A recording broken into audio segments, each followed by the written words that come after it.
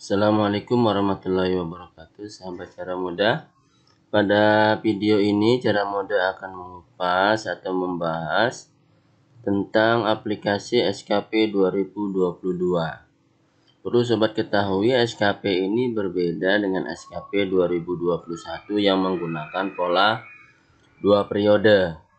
Nah, pada SKP 2022 ini langsung 1 tahun karena semuanya mengacu kepada peraturan pemerintah nomor 30 tahun 2019. Baik, kita mulai saja.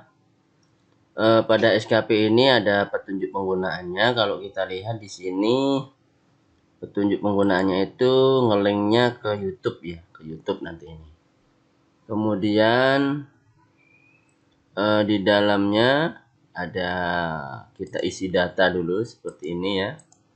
Isi data, ngisinya di bagian yang berwarna kuning saja. Nah, ini diisi di bagian sini, mulai dari pegawai yang dinilai, ada nama, NIP, pangkat, golongan ruang, jabatan, unit kerja. Demikian juga pejabat penilainya. Kemudian atasan pejabat penilai, kemudian ini periodenya, maksudnya ini waktu ya, waktu-waktu yang diperlukan, serta ada tempat. Ini ada 3 ya, karena ada pegawai yang dinilai, tempatnya di mana, pejabatnya di mana, tanggal umpan baliknya, verifikasi, tanggal akhir, tanggal integrasi. Kemudian nomor 5 ada data tim penilai angka kredit. Ini kalau bisa diisi orang yang ada di kabupaten ya, atau di dinas atau di Kemenak kabupaten. Kalau nggak ada, ya kembali kepada pejabat penilainya ya. Kemudian data tim pengelola kinerja, ini biasanya bagian kepegawaiannya ya. Nah, ini seperti ini. Kalau sudah, kita klik home. Ini ada kelewat-kelewat sini, enggak apa-apa. Kita klik home.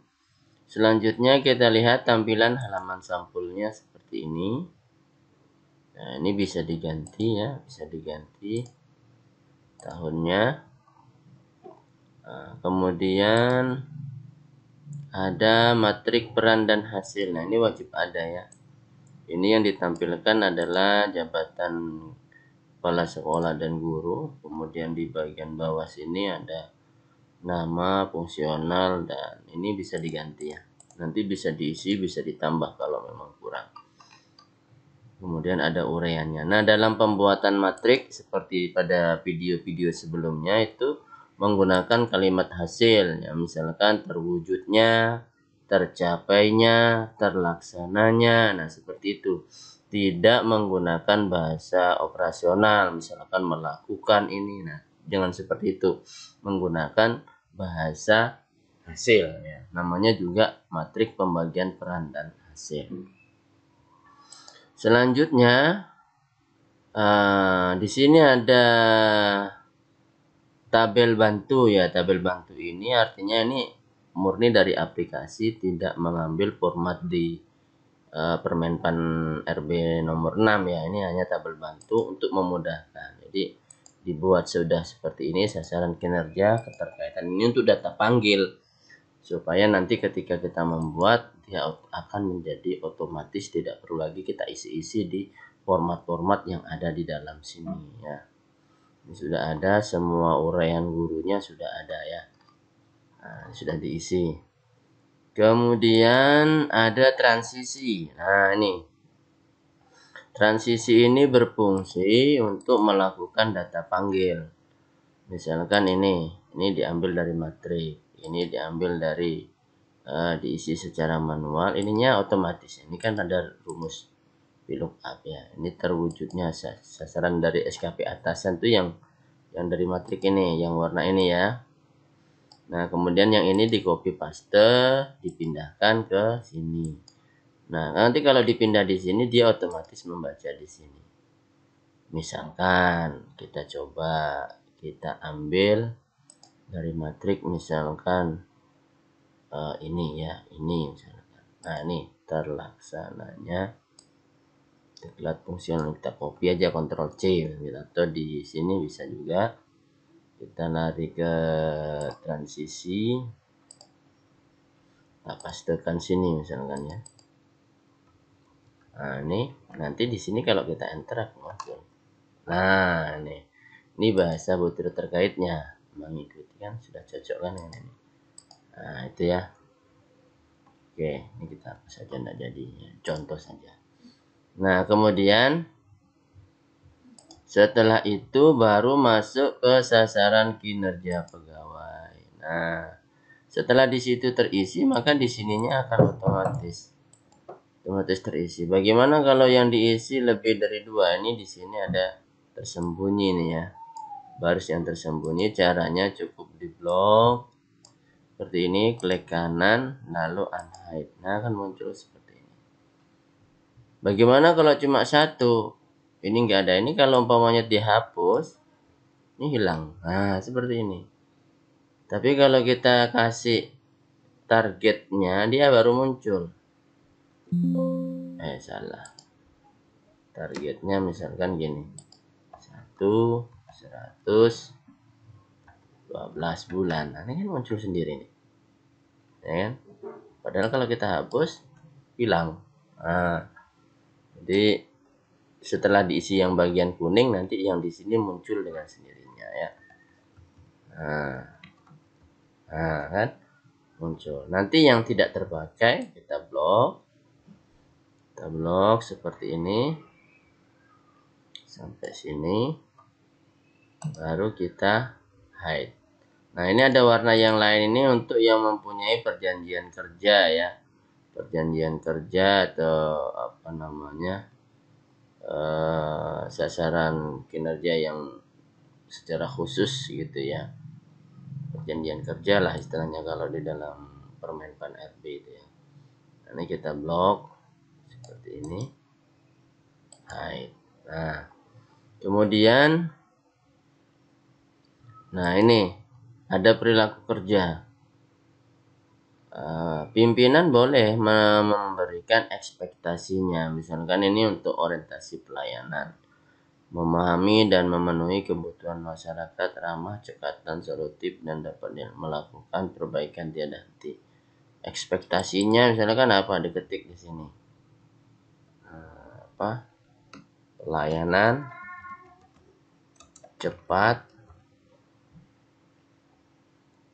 pelayanan misalkan ramah, cepat, dan terdokumentasi. Nah, misalkan boleh diketik di sini ya, kalau ada.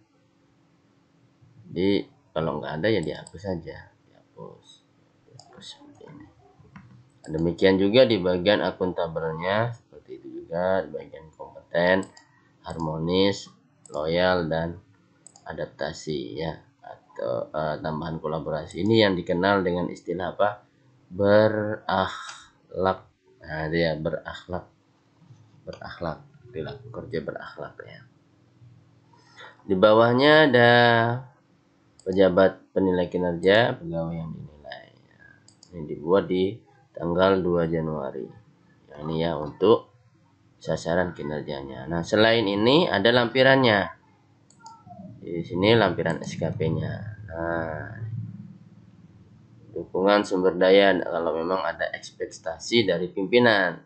Sumber dukungannya ada misalkan anggaran atau apa. Bisa diketik di sini ya. Nah, bisa diketik di sini. Skema pertanggungjawaban. Kalau nggak ada ya kosongkan saja. Ini dibuat di awal tahun. Ya, di awal tahun.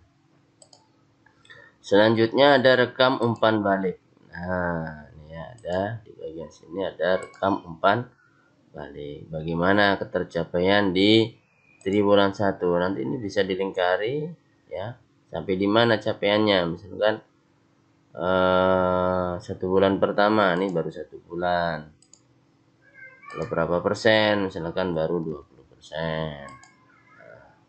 Nanti ini dicetak ya, kemudian bagaimana umpan baliknya seperti apa. Sampai nanti akhirnya triwulan 1, 2, 3 sampai yang triwulan terakhir. Kalau sudah yang terakhir ya diharapkan di sini sudah full 100%, di sini 12 bulan ya. Nanti di sini bisa ditambah misalkan yang bersangkutan telah melaksanakan tupoksi dengan baik. Nah, ini bisa diberikan keterangan-keterangan atau tanda like atau apa namanya motion itu ya boleh. Nah, di sini juga sama. Selanjutnya pelaksanaan coaching atau ini apa ya? Coaching itu pelatihan atau pembimbingannya ya. Nah, ini tujuan apa yang ingin Anda capai? Ini ada data seperti ini. Apa yang dicapai ini bisa diisi di sini.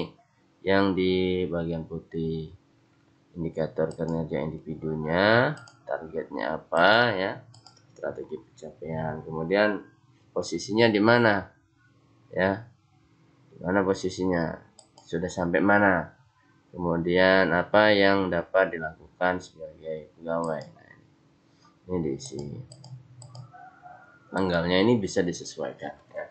Bisa diedit atau diketik langsung juga boleh. Bisa.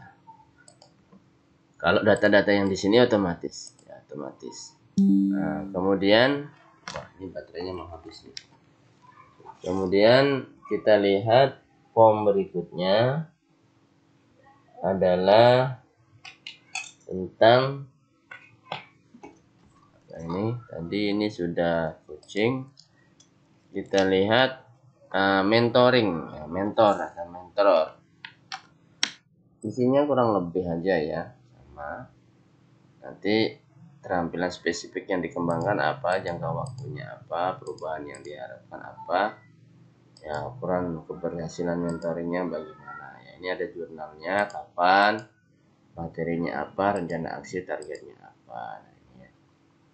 Ini kalau bisa ya harus dilakukan. Makanya SKP ini seharusnya sejak awal tahun sudah dimiliki seharusnya ya, seharusnya. Nanti bagi sobat yang mau memiliki bisa menghubungi kontak ini aja ya. Kontak ini ada di sini kontaknya.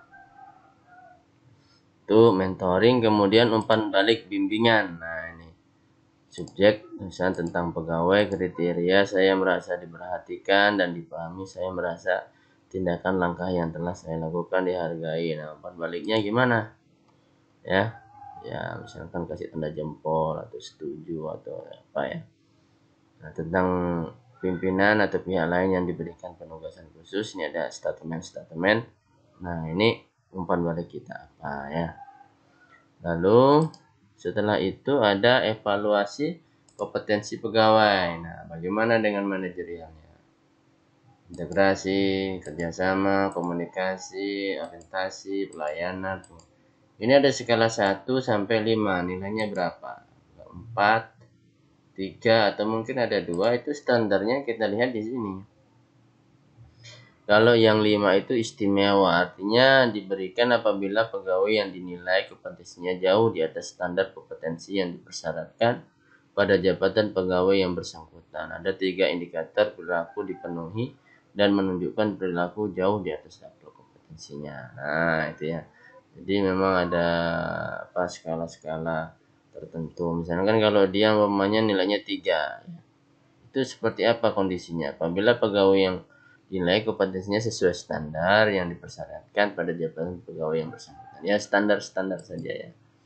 Nah, itu ya. Jadi nilainya ini anggaplah integritasnya itu bagus.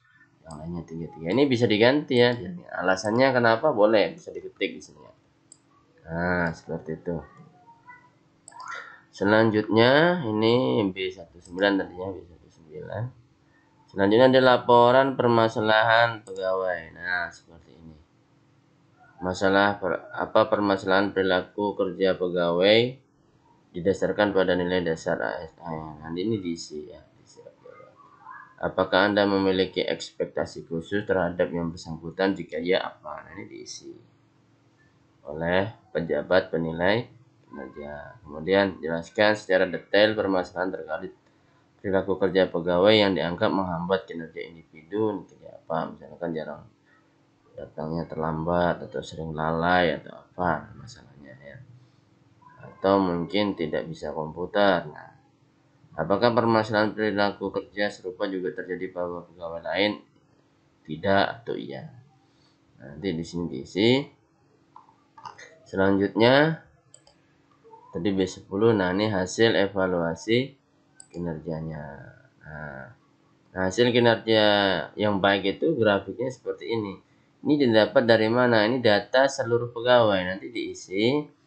Misalkan yang sangat kurang nggak ada, yang kurang juga nggak ada, yang butuh perbaikan itu ada 2 orang, yang baik ada 7 orang, yang sangat baik ada 3. Ini jadi total pegawainya ada 12.